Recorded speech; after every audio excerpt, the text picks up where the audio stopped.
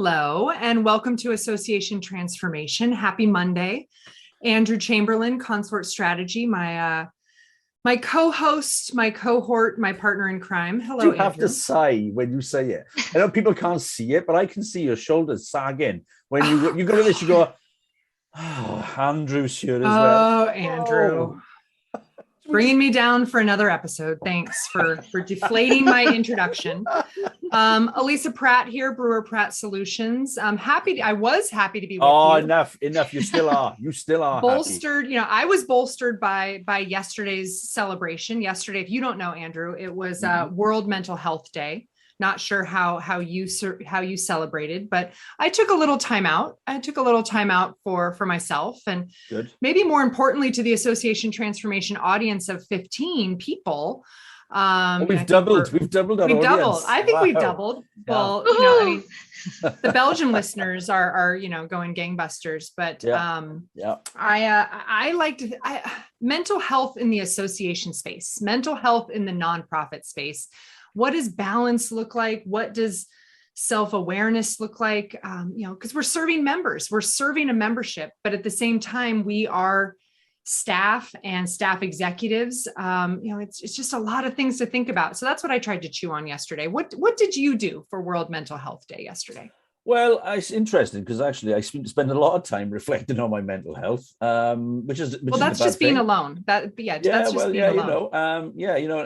we do spend a lot of time talking about mental health and well-being on the pod. I think this is one of several we've recorded over the last sort of 18 months, and for me, I don't make it a secret that I really struggled when I was a chief exec of an association, and it's no secret. People know that I go out there and I freely tell people that I really had quite a few mental health injuries and problems when I left and came out on my own. So, for me, it's World Mental Health Day.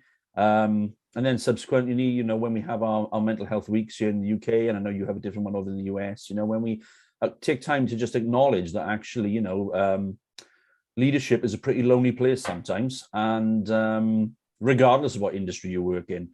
But I find, increasingly in the last sort of 5 years, I've been working with C-suite professionals in the association world, that I'm not alone in how I suffered. And I kind of wish that I knew at the time that I wasn't alone. So for me, having the opportunity and this platform to sort of share that love, if you like, is really important, because I didn't have it. And that's why I'm really excited to welcome today's guest, which when I say it, I'm just thinking, oh my God, it's like Captain Marvel. I just want to say Captain Marvel, but it's actually Tasha Thor-Straten. It's the Thor in it. It just gets me. Tasha, hello and welcome. Thank you. Oh, it's so lovely to be here. Thank you very much for inviting me today. No, you are most welcome. We've just started doing some work with Tasha through the Institute of Association Leadership around the whole building of the health and well-being piece, and I just thought, given that yesterday was World Mental Health Day, good opportunity to bring Tasha on the pod, talk to us a wee bit more about ways in which we can, as association leaders, look after ourselves. And and honestly, it is, every time we have a conversation around mental health and well-being, I learn something new. I learn a new way of looking after myself, or I take something from it in terms of how I can reflect on my own well-being. So I'm really looking forward to learning more about where you specialize, Tasha, and in terms of I know we're going to spend some time talking about, this is a tongue twister now, NLP. I'm just going to use NLP. Oh, you cheated. I'll describe it. Don't worry. I'll describe it. I got to it and I thought, oh my God, it's like a hurdle. I'm not going to jump it. I'm just going to stop. Neuro-Linguistic Programming. That's what we're going to talk about. There you go. Yeah? There you go. Tasha, what is Neuro-Linguistic Programming? So the N stands for neuro, so that's how we experience the world. So through all of our five senses, so how we see, feel, hear, touch, smell, taste. L is all about linguistics, so it's all around the language that we're obviously using now and how the words that we use in our text and emails. But obviously it relates to all that other lovely non-verbal stuff, of which is between 73 and 90% of all communication is received non-verbally. And programming really relates to all those behaviours that have been installed to us since birth, and make us behave and feel a certain way. So when NLP comes together, it really is a study of human communication and behaviour. And it's really described, and the way that I love to describe it is this user's manual for the mind. So that's kind of it in a nutshell. But what it is, because I was thinking when I first kind of heard those words, I thought, well, what actually is it? Seemed to be kind of a bit of a cloak of mystery around what it actually is, because in the past it's been, conceived to be quite manipulative and used in sales and all that kind of other stuff. Oh wow! But do tell. Yeah, I mean, it's like the Tony Robbins thing of pacing and leading somebody to where it's helpful for you, but maybe not for them, that kind of thing. Oh. But once I kind of learned about it, for me, it was just understanding that it was a really simple set of skills and tools so that I could communicate with myself better, and how I could also learn to speak somebody else's language, which was really helpful. But in terms of my own well-being, I actually did it because I was interested in communication in general, and I wanted some confidence around doing a presentation, which is actually a wedding for a friend. But how it really helped me in my well-being is that when 4 years ago I received a terminal bowel cancer diagnosis, I was one of the lucky ones. I had surgery and chemo, and then 6 months after that, I got the all clear, which is when the oncologist said, go and live your normal life, go and be happy. And actually, wow, that's when I really crumbled and I fell to the ground. So thankfully, my local Macmillan Centre had some options for end-of-life counselling, and I've been to CBT and all those kind of things before, and it definitely helped. But it didn't really give me what I needed to really build a different future. So when I started to do NLP, I really started to build myself up from the inside out. And I started to really work out what I wanted from my life, and was able to achieve that from learning new skills about myself and getting myself out of my comfort zones. I think was the main thing that it really taught me in my well-being, and really understanding how it's so much more complex than just looking after your health. It's financial well-being, it's social well-being, it's the relationships that you've got with your loved ones, and all those kind of bits. So it's just multifaceted, and it's a habit. And once we learn some different habits, then everything kind of just falls into place. And once I kind of knew how to do that, I was like, oh, this is really working for me, and therefore there's going to be so many other people that it can work for as well. So that's kind of what ignited me into doing these workshops and sessions, and sharing some really simple stuff that anyone can learn, children, teenagers, business owners, even Elisa, all the same stuff. Even Elisa could do it. Is that what, yeah. Yeah. Right back Thanks for. Yeah. All right, one for Andrew. We're 1-0. Okay. Yeah, and I think with lockdown, it's a global issue, isn't it? I think it's highlighted where some people's lives who were already great were brilliant because they were spending time at home, their relationships were good, they could manage, and their resilience was, quite good anyway. But for those people whose relationships maybe weren't so great and they weren't very happy at work, it's escalated that. So it's been an opportunity for some, to reflect on that and to think, actually, now we're kind of coming out of that. What out of that did you learn? What did you want to improve? And what did you maybe want to retain out of that? Is it more time at home with children? Is it more time doing things you actually really love, because all of a sudden you've had the time to work out what that is? And noticing and being aware of what that is and being curious around it, especially for those people who are out to work and managing teams and all these other juggling and spinning of plates, to realize what it is that is important around connection and engagement. I think that's the main thing that I've really been focusing on with my sessions over the last few weeks, because great, you can teach a leader how to do their job brilliantly and how to encourage engagement, well-being, all that kind of stuff within the team, but unless the team's doing it as well, then it's just a box ticking exercise, isn't it, as well? So it's all about that kind of process afterwards. It's about how you can take it away and start using it every day. That's the important stuff. Right. Well, and you mentioned turning it into a habit, and whether that's these skills or any of those self-improvement or commitments to wellness, I think making that a habit. How do you do that with a team? How do you make it ongoing? Does it require coaching? How would a leader work to improve this within a team?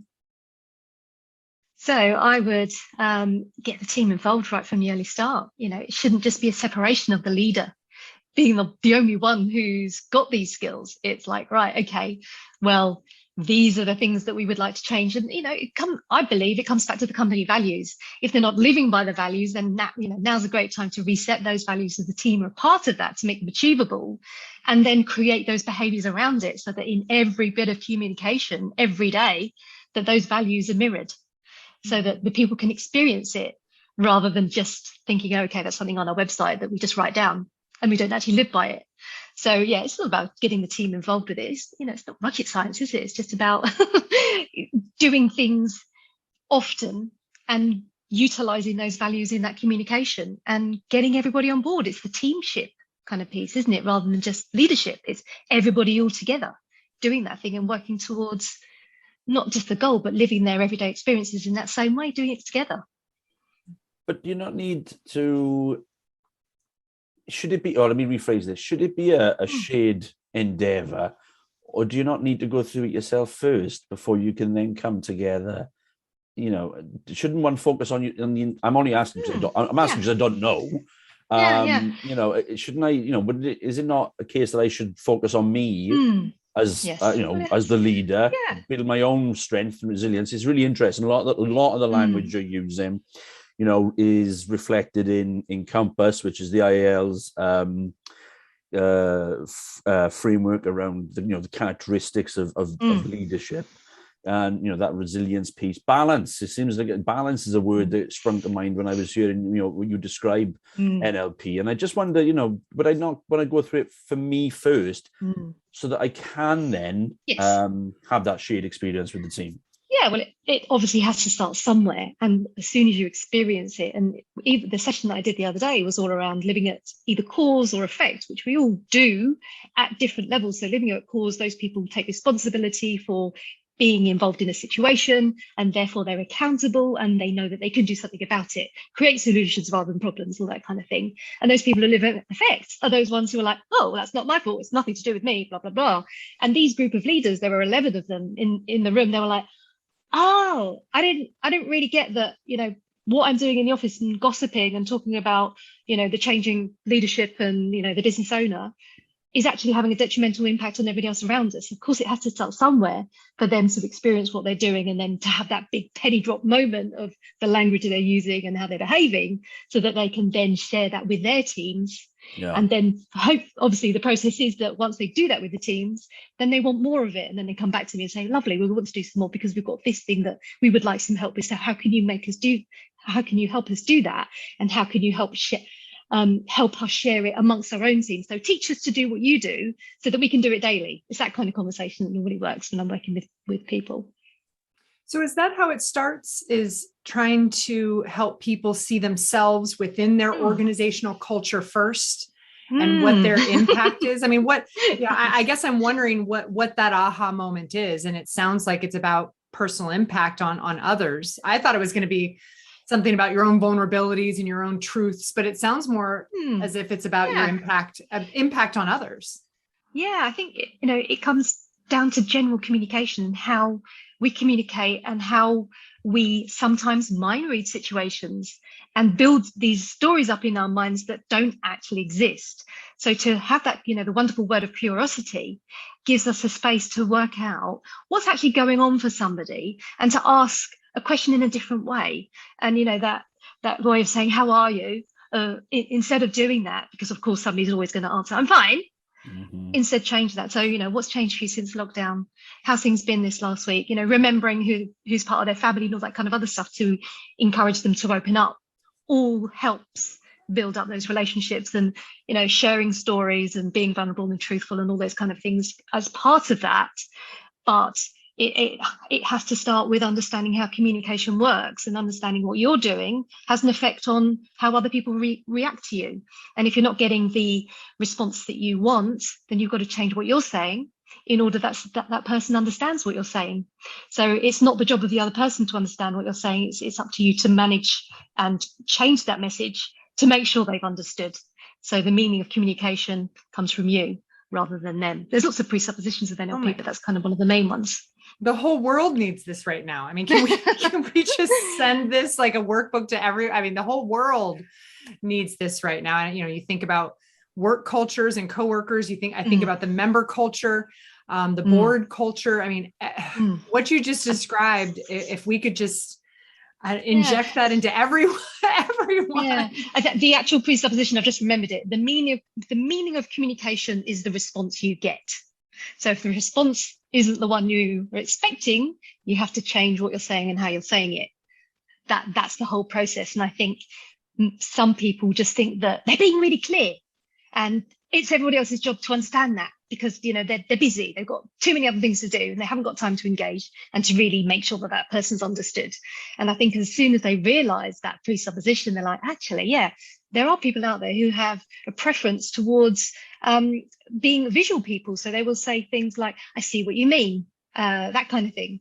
There's people who have a kinesthetic preference, so they'll talk about touchy-feely things, and they'll kind of touch their body, and they'll breathe differently.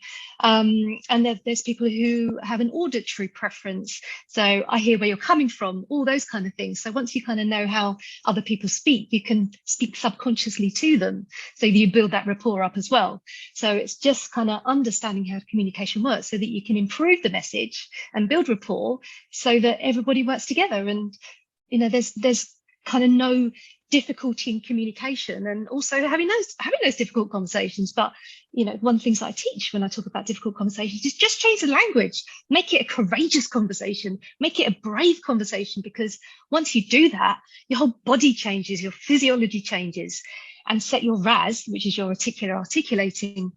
activating system, which is the part of the brain that filters out 4 to 6 pieces of information. Because guess what? At any given one moment, we have 2.4 million pieces of information coming into us, but we can't process that. So we need this RAS to filter it out.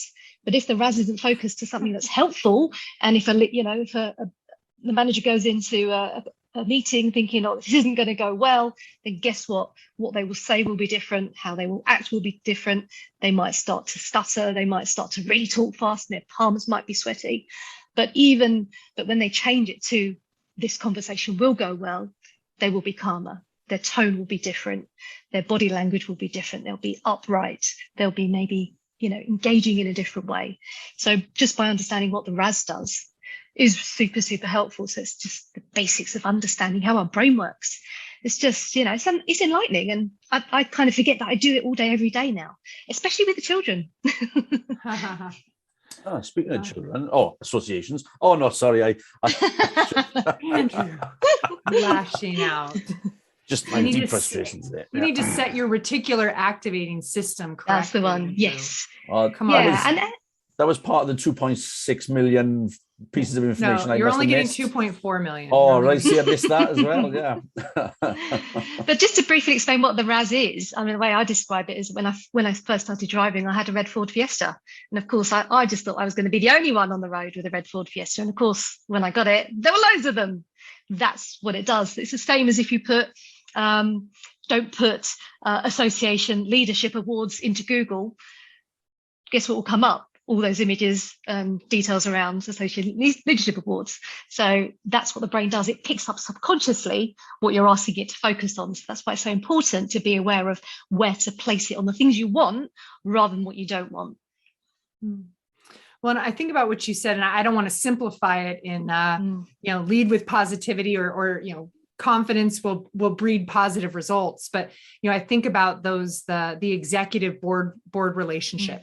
And understanding who's in those chairs and how they speak. You said something about learning to speak someone else's language, and whether they're visual or auditory, or what their cues are and how they process information. If executives were taught how to assess their boards and learn their language and learn how to engage them in an effective way, and then lead with confidence and help bring positivity to those conversations. I mean, how much more effective could just the interpersonal relationship become to the betterment of the organization? But why should that only be executives? Why can't boards be doing that? Well, they're volunteering to be there. So the executive is paid to be there and is paid to serve them and understand them and get the most out of them. Correct? Oh, this is where you and I always differ. They're not there to serve. It's not a servile relationship. They're two sides of a leadership coin. The executive is on one side, the board is on the other. Yes. So why should the onus? Why should the onus of responsibility just be on the exec though? Surely we should get the board to be understanding. If we teach them how. Yeah, well, that's what I'm saying. If we teach them how, we give them the tools and set those expectations through a job description, through measures of success. I just think boards a lot of it is expected of boards without having given them the proper training. But if you give them the training in this, then would you class this as part of the proper training? Is what this would be an opportunity. Yes, I believe so. Yeah. But I wouldn't expect this, organically without. No. Without that. But I mean, you hear a lot about leadership coaching. You hear a lot about executive coaching. I don't hear a lot about board coaching. Maybe we should create that, Andrew. Should we do that? Hang on a second. Copyright. Brewer. Oh, damn you! No. Brewer Prod Solutions and Console Strategy trading as association transformation. No, Tasha heard it come from my mouth. Thank you. Yeah, but I'll be editing this recording afterwards. Tasha, this is what I deal with. I mean, the half truths that come out of this man. That's brilliant. Let's just say in the association space, which is a mix of human relationships, broken and otherwise, there is an opportunity for increased self-awareness, better communications, and I think to Tasha's point, an understanding, a sincere understanding of your recipient, whether that be the board member, whether that be your new member, whether that be your staff. And this is in all industries and all businesses, but we happen to be focused on nonprofits and associations. And I think given that volunteer dynamic, there are nuances that make this especially important. Yes, I absolutely agree. In fact, I would say it makes it even more important. Right. I think maybe we are saying the same thing, but I only heard you suggest that only the executive should be given the coaching in it. So you're going back to the point we've already discussed, and I appreciate you hearing me so well. I'm trying to hear you, but I need you to be clearer. Oh, Andrew, I'm sorry. Back to Tasha. So when you have interpersonal relationships where and you can see either through your work product or broken conversations like this one that Andrew and I are acting out for you. Well, it is no acting required. Yeah. Where do you start? To Andrew's original point, do you start with yourself? Do you start with the environment? How do you, when you recognize there's a problem or things aren't going as well as they could, how do you begin? I think it always has to start with yourself, doesn't it? And asking for help, I think, is the key, because the moment you think you know everything is the moment you know nothing, isn't it? And she was talking to you on that one, Andrew. I knew you were going to say that. I knew you were going to say that, honestly. And I've learned when I started to do the first course, I learned so much about myself, and then that made me understand a lot about what I was doing, and not necessarily that it was wrong, but there could be a different way. And then I experienced the benefits of doing things differently. So I think once you experience it, then that's obviously where the quality comes in, and the fact that you can do it over and over again, because once you've learned the skills, they're already there.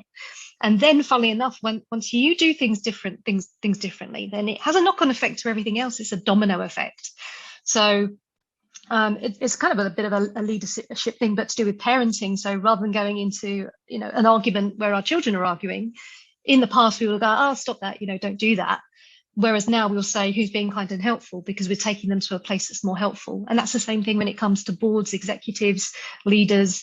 It's about having a conversation that's going to take that person into a much more helpful position so that you get them to where they need to be, even when they're really resisting it. And understanding that person might be a mismatcher is really helpful as well, because there's ways that you can talk to them, which will also help you get them to behave and think in a different way. But you obviously have to understand how they're thinking in order for you to say that thing in that way.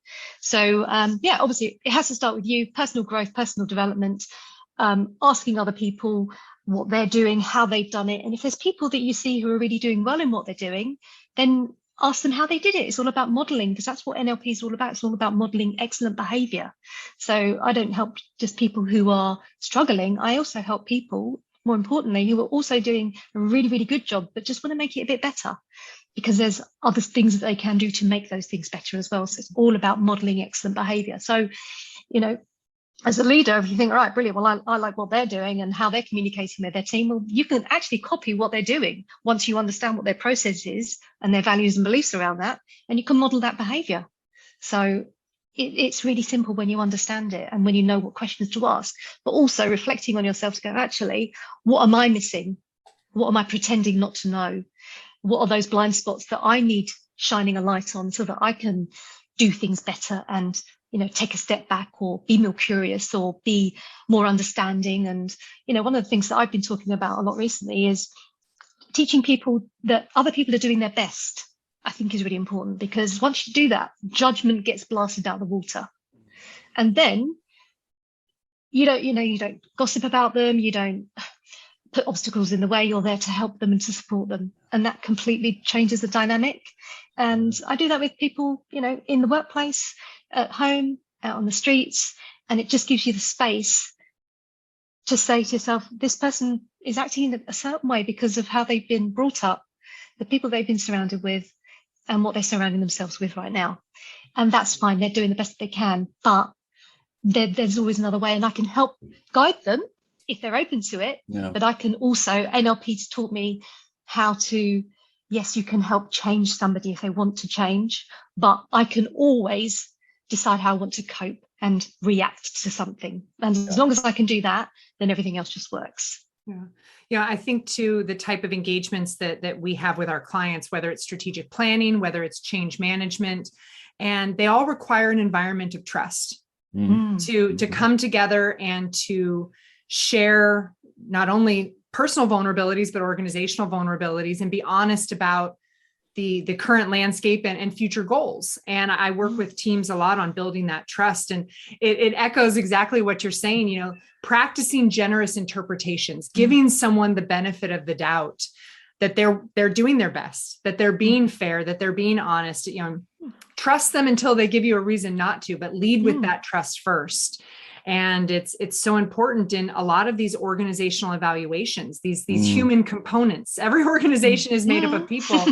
And without that environment of trust, you can't get very far. Yeah. And, it comes again down to feeling good. When you feel good about yourself, then everything else shifts. But if people don't feel good for whatever reason, then that's the thing that really needs to change. And it's up to, a company to give their guys the opportunity to do that. And find out what's actually going on. I think, where does the responsibility lie for company wellbeing? It's a bit of a mix, isn't it? But if you work for a culture where everything is, able to talk about, and there's various places you can go to and talk to and all that kind of other stuff, that all helps. But it's also got to be shared from the top, hasn't it? So that they then see that it's okay. And you don't have to leave your identity at the door as soon as you walk through the door. Yeah. Well, Tasha, there's so much here, so much layered in, and I think so much that's applicable for individuals, organizations, educational institutions, families, boards. Andrew, podcast hosts. Broadcast hosts. Podcast hosts. Could you that whole piece about telling people they're trying their best? Could you let Elisa know that I am trying my best? I believe you. I'm rooting for you. I'm your biggest fan. You are, yeah. I'm one of the 3 people that like all your LinkedIn posts. That is true. The fact that Console Strategy and the IAL are the other 2 organizations, and I just happen to have control of those accounts. Yeah, you're right. Your mom quit. Your mom canceled you. She's like, no more. Yeah, no more. Yeah.